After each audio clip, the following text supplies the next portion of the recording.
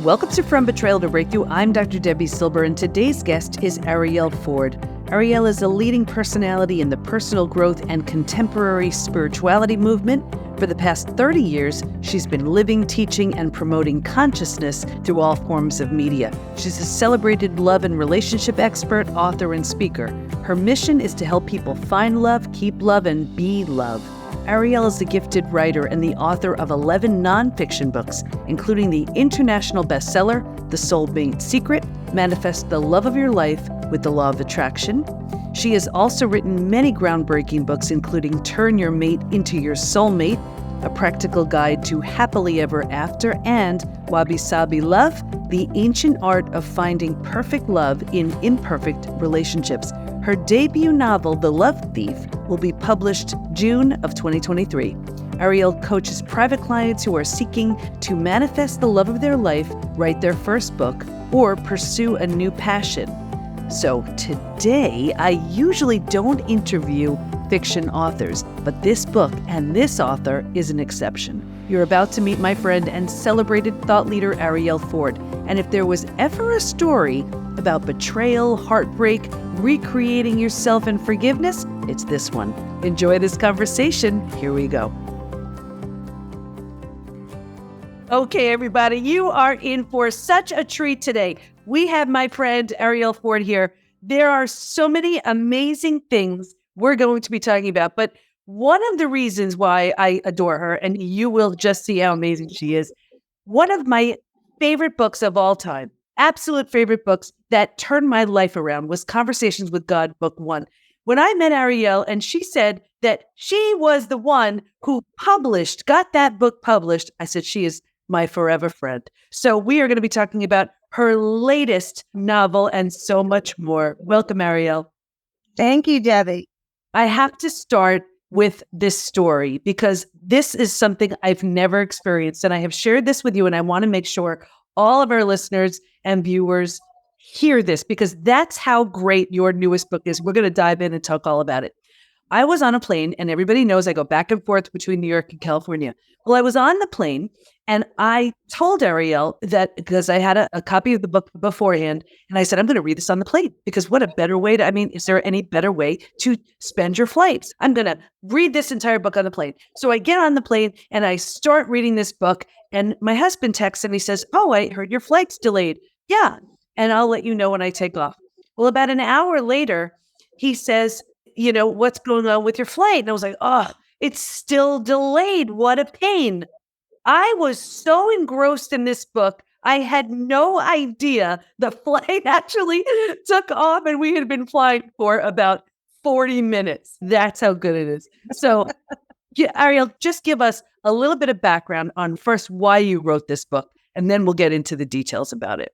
I had never had writing a novel on my to-do list. I had written 11 nonfiction books, but never ever gave it a thought. They're different worlds. And then one day, the first line of this book showed up in my head. My mother was right. And I'm thinking, right about what is this? And then the story started coming to me like a movie inside my head.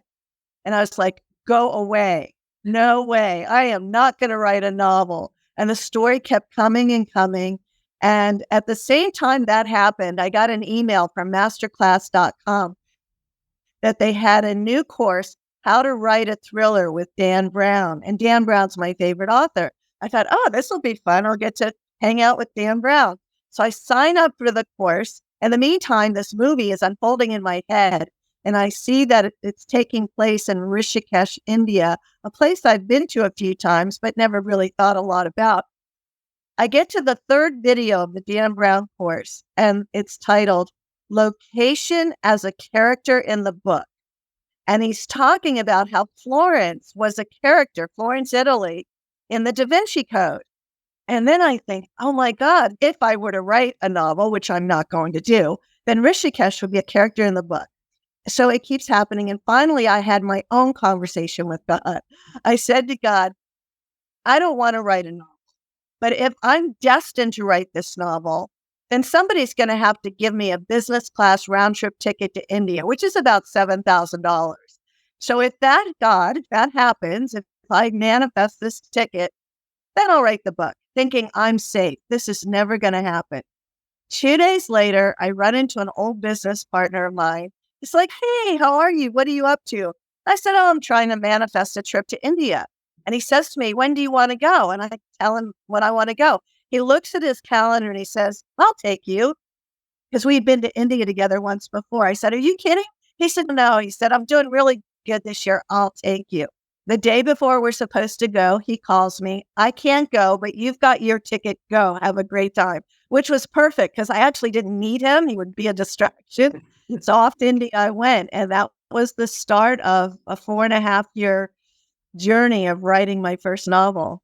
Just amazing. Okay, so let's start with the tagline, because the tagline says, he broke her heart, crushed her dreams until karma intervened. So what's this book about? This book is about a 38-year-old woman whose entire life she's been dreaming about getting married, having children, the whole white picket fence. And now she's 37 3/4 and it hasn't happened. And she's a chef in San Diego and she's catering her first big Rancho Santa Fe gala. And at this event, she meets Prince Charming. And he basically sweeps her off her feet and magic happens and they get engaged and everything's wonderful until it isn't. And he's the one who ends up breaking her heart, crushing her dreams. And she ends up going to India to study Indian cooking as a way to heal herself. And magic and mystical things happen and her whole life changes. Everyone who listens and watches this podcast, they know, the whole idea of the narcissist and even the sociopath. And this is something that unfortunately many of us are very familiar with. Let's talk about the villain a little bit, because he's pretty evil. He is a nasty, and I had a lot to work with when it came to designing him, because having experienced that myself and watching 3 of my friends, all very beautiful, successful, spiritual women, also be taken over by a toxic narcissist sociopath, and being on the other end of those middle of the night calls when they're sobbing hysterically or raging out of their minds and watching the roller coaster of emotions, all I did was mash together the men that screwed them over. And I had plenty of my own emotions and those of my friends to work with of what my character Holly was going through and how devastated she was and how she thought her life was over.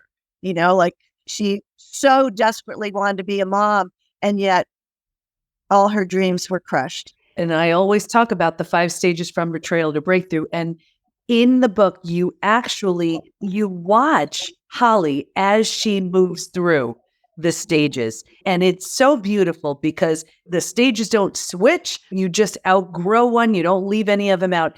And to see her moving through from one to the next was just so beautiful to see. Give us an idea, just a little something of some of the things that Holly learned on her trip through the stages and through India.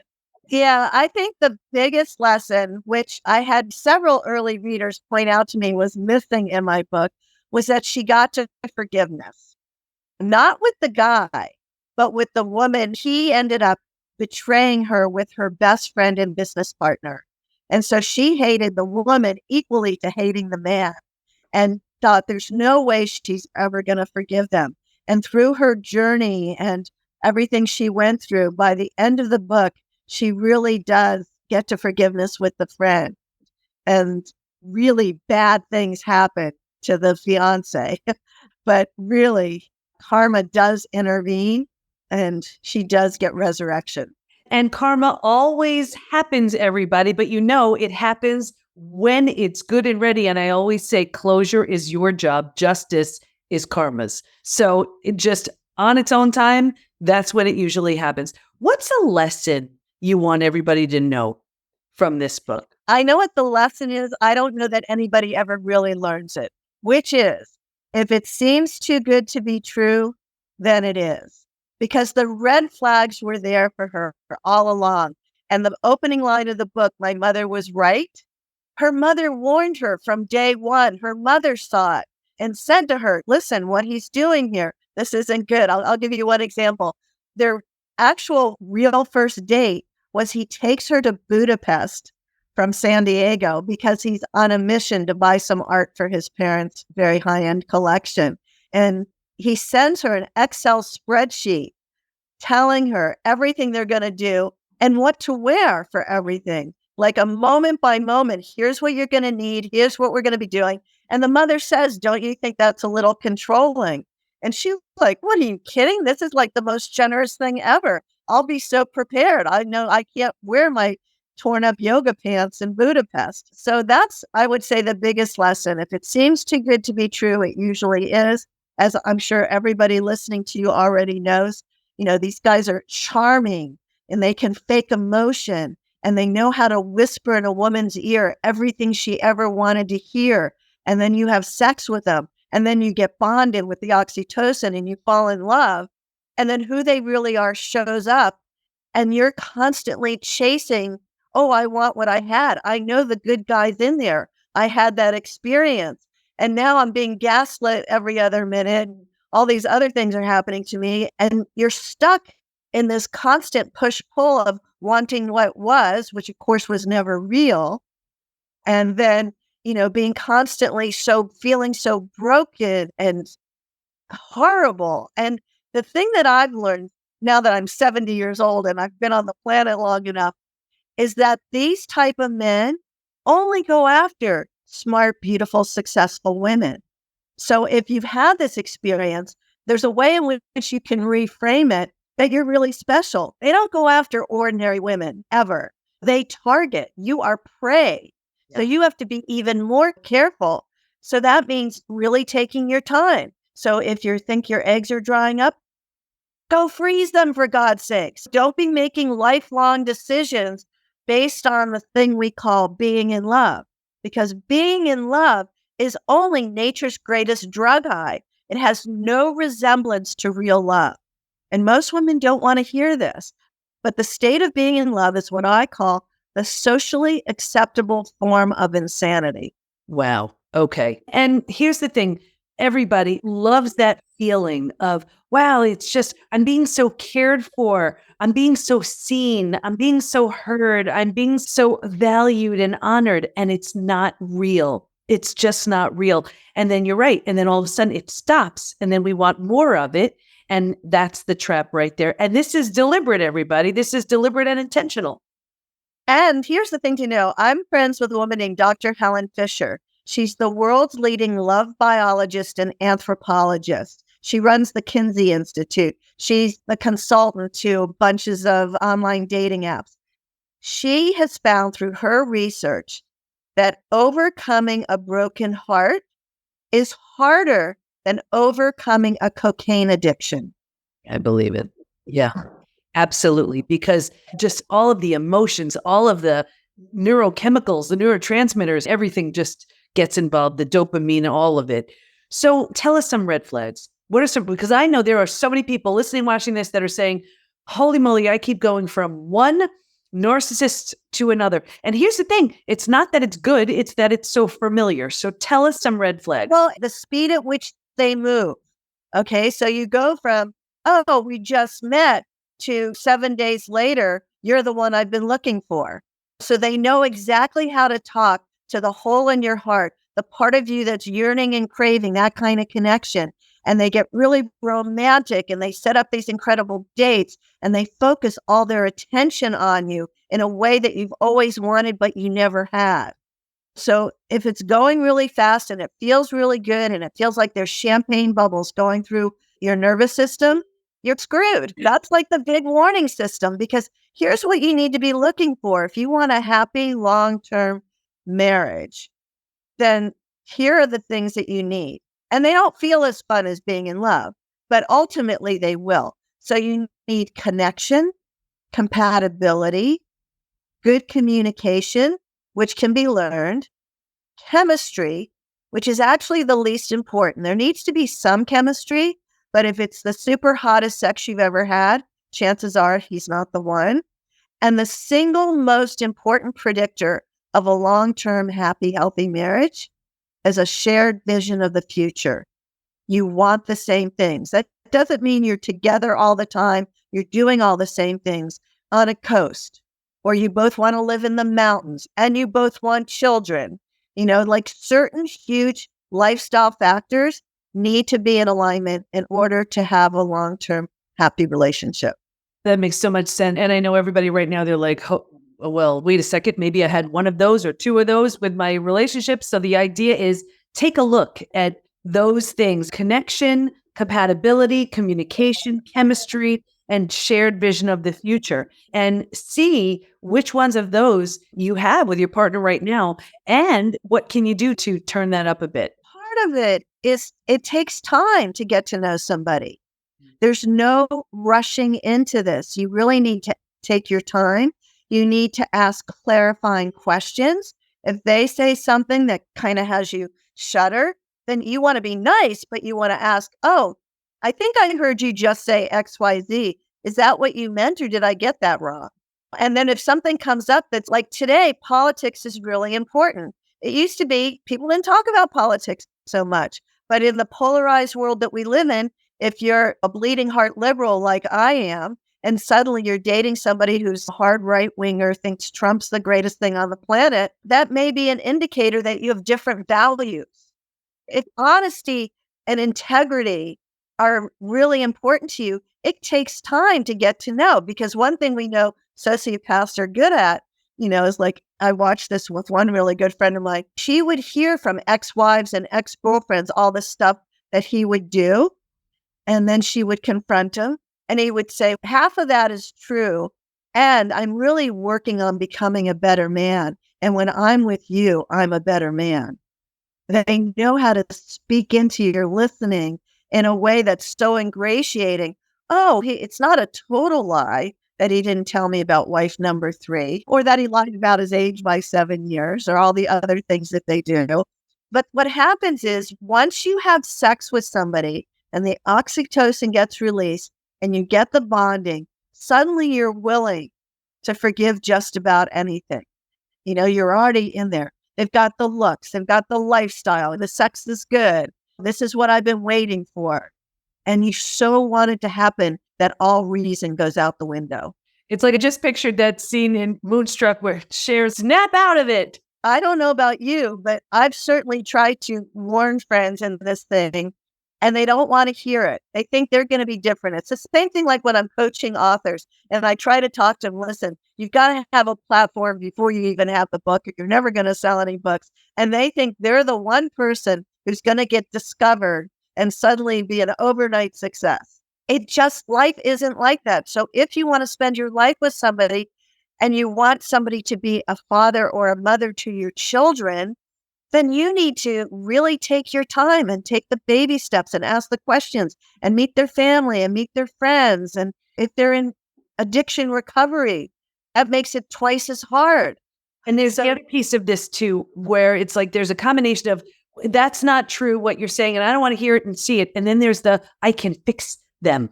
I can help them. I can change them.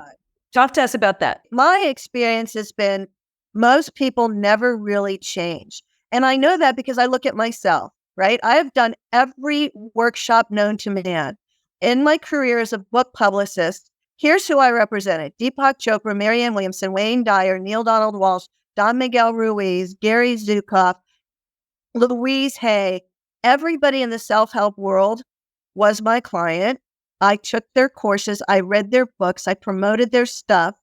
And at the end of the day, am I a better person for it? Yes. I have more tools to heal my monkey mind and to deal with my own mishigash. And my core wounds are still there. So people don't ever really change. They can get a little better. They can find fixes.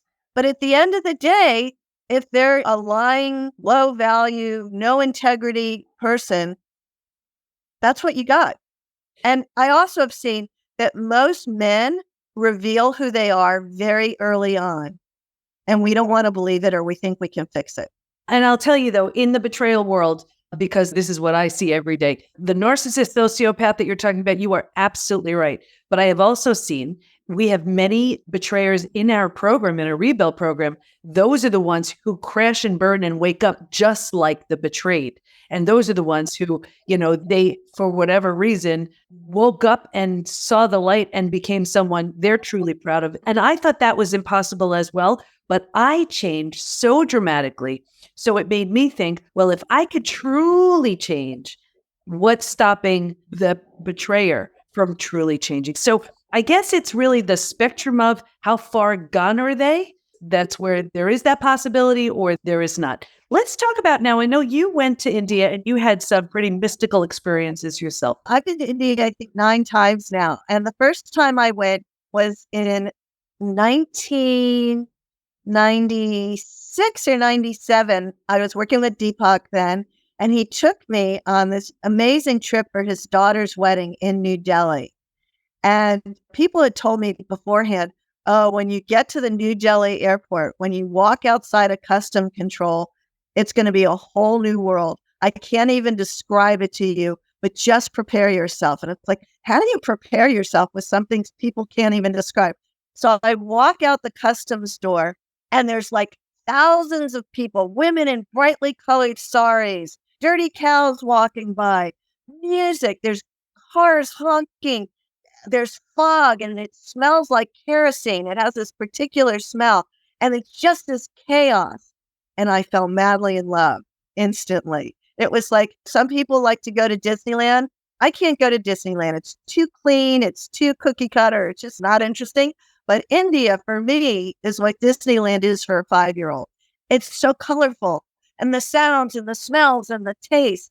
And it's magical. In fact, I was on another trip with Deepak, and we were in the south of India getting ready to walk around a mountain. It was a 13-kilometer circumambulation of Mount Arunachala under the full moon of Pongal with 500,000 people. We were walking with 500,000 people. And at one point, Deepak turned to me and he said, it's impossible to avoid spirit in India.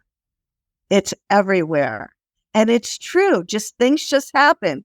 On the trip to Rishikesh, all this stuff that I'd been seeing inside my head as a movie, I tripped over when I got there. I kept seeing this old, dusty spiritual bookstore with sagging shelves and hardly any light. And it was dark, but interesting.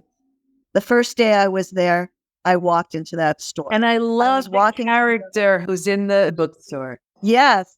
His name is Deepak. He's not modeled after Deepak Chopra, but Deepak is a very common name in India, like the name John or Jim. Uh-huh. So I named him Deepak, and he's a mashup of a lot of teachers that I've had and shrinks that I've had. He's a retired therapist and the owner of the bookstore, and he becomes Holly's, what I call love walla. He's there to help her through this difficult time of hers. Rishikesh came alive for me because it was the first time I was there where I was making notes. What does it look like? What does it sound like? What does it taste like? What does it feel like to be the rushing waters of Mother Ganga when being at the ashrams? There are ashrams on both sides of the river everywhere. So I was able to capture all that just like Dan Brown taught me in that course, and then turn it into the book so that the reader can have the same experience of what it's like to be in India. Beautiful. Let's switch gears a little bit. Let's talk about happiness. Why is happiness not the goal? Yeah, I've spent a lot of years studying happiness and focused on happiness and really wanting to be happy because as a child and a teenager, I was depressed. I was suicidal at times. I was on antidepressants. I was a miserable person until I turned 28. And then one night I had this epiphany and I decided that I could choose to be happy and I was going to find out how to do it. And I spent years doing it. And along the way, I discovered I did get happy. I no longer had depression, or if I did, it was over in a few hours. But what I discovered, my happiness was based on people, places, experiences, things, mostly things out of my control. Oh, I'll be happy when this happens. And then I'd be happy for a while. And then that would go away or something would change. And I thought there's got to be something better than happiness. And I was studying a thing called the Sedona method back then. And the guy who oversees it, Hale Dwoskin. And Hale said to me one day, Arielle, the goal is not happiness. The goal is utter contentment, regardless of what's happening, to be able to be centered and at peace in the midst of chaos, utter contentment. And then as I continued to study, I discovered there's a word in Sanskrit called santosha. Santosha means utter contentment. So that's one of the things Holly learns when she's in India, that she's been seeking happiness, when the truth is, we all know life's a roller coaster and it has ups and downs. But in the midst of the downs, could you get back to contentment? And I was actually dealing with this morning because something going on with the release of the book was just all wrong and really driving me crazy. And I thought to myself, I have no control over this. What I have control of is, could I just release my attachment to having things go the way I thought they were going to go? Could I just re-embrace my contentment? And it took about an hour. I had to work on it and just let go of expectation. I mean, this is one of the reasons I love Don Miguel Ruiz's book, The Four Agreements. Never make assumptions. Always do your best. That's the suffering, right? That's where all the suffering comes in, with the attachment. Yes. If we attach, we're not suffering. And then people say to me, well, you teach law of attraction. How can I be focused on manifesting a goal? And now you're telling me to be detached. And it's a paradox. So you have to be both. You have to say, oh, XYZ is my desire, and I'm going to focus on taking baby steps to my desire. And simultaneously, I'm going to be detached and release my attachment to the outcome, because otherwise I'm driving with one foot on the gas and one foot on the brakes, and it's stop and go. And it's hard. It's hard living in uncertainty, which is what we've all had to come to terms with the last 3 years. And I'll tell you, I remember that in conversations with God, where God said, it's not in the outcome, it's really in the creation. That's the joy, that's the bliss. It's not in the attachment at all. You'll remember in Conversations with God, book 1, and Neil is homeless and he's screaming at God, I just want my life back. And God says, Neil, you can't have anything that you want. Mm-hmm. You can't have anything that you want, because when you're in the state of wanting, the message you send to the universe is lack. Mm-hmm. So if you can be grateful for the fact that you had food today, more food will come to you. The same with many women in love. I just want to be loved. And what I teach them to do is, here's the process. It's the daily gratitude process. Every day, I want you to focus on your heart, and I want you to think about all the people that love you, and then send them a wave of love and fill yourself up with all the love you already have. Because when your attention is on the abundance of love you already have, then your heart becomes magnetic to romantic love. Do you know, that's something that I learned actually from Louise Hay, and it's something that I do all the time. If I'm walking on a busy street or something, do you know, I'm sending out little love beams to everybody. And I want to see, it's like a little fun thing. And I'm like, let's see if they felt that. And they look at me. It's my own little thing. And sometimes they do. Everything is energy. You just never know. You just never know. So it's real. Yes. And lately what I've been doing, when I go for walks, I don't bring my phone. But lately what I've been doing is, with every step, I acknowledge something I'm grateful for. Grateful for how green the tree is. Doesn't have to be anything big, but right. I focus on gratitude. And my gratitude is, when we go on walks together, I just love your stories. Arielle has so many stories. And I know I'll be in for at least 3 or 4 good ones on our walks. What do you want to make sure everyone knows as we wrap up? I think the biggest thing I want people to get is that there's manifestation and law of attraction and trying to make shit happen in your life. And then there's destiny. And if you can let go of wanting to control and manifest every last thing in your life and just receive destiny, things that you can't even imagine are going to come to you, because your imagination isn't big enough to bring it in. So if you're focused on, I just want to manifest this client or this one thing, as opposed to, thank God for all that I have, bring it on, universe. What else are my arms wide enough to embrace? So there's that paradox as well. And it's so true. It's so much more than what we know. It's such a limited perspective when we just have this idea of, well, it should look like this, because what if there is something so much better? And there usually is. Where do we go to learn more about you and the great work you do? And where can we find this book? You can go to my website, which is my name, arielleford.com. Or if you want to know more about the book, it's at thelovethief.com, thelovethief.com. And if you go now and you pre-order the book, because the book's not out till the end of June, pre-order it. I have created this amazing Healing the Heart yoga video series with 10 of the world's top yoga teachers, including people like Sean Korn, where there's poses for healing a broken heart, learning to live with uncertainty, overcoming physical pain, releasing anger. So it's just all the big emotions that are in the book. There's a healing yoga pose for it, and that's what the bonus is. Oh, that's so great. So everybody, grab a copy of the book. My suggestion, read it on the plane. Don't read it at the gate because you'll likely miss your flight. Arielle, thank you so much. I know this book is going to be such a gift, such a blessing to everyone who reads it. So thank you. Thank you for your wisdom and for you being you. Thank you. As many of you have experienced, hopefully, now you know you're not alone in the idea that overcoming a broken heart is harder than breaking a cocaine addiction, and it can be done. Stay in touch with Arielle by going to arielleford.com, and we'll have all of her information in the show notes at thepbtinstitute.com/podcast. Here's my biggest takeaway. The state of being in love is a socially acceptable form of insanity. And for a successful long-term relationship, you need these 5 things: connection, compatibility, communication, chemistry, a shared vision of the future.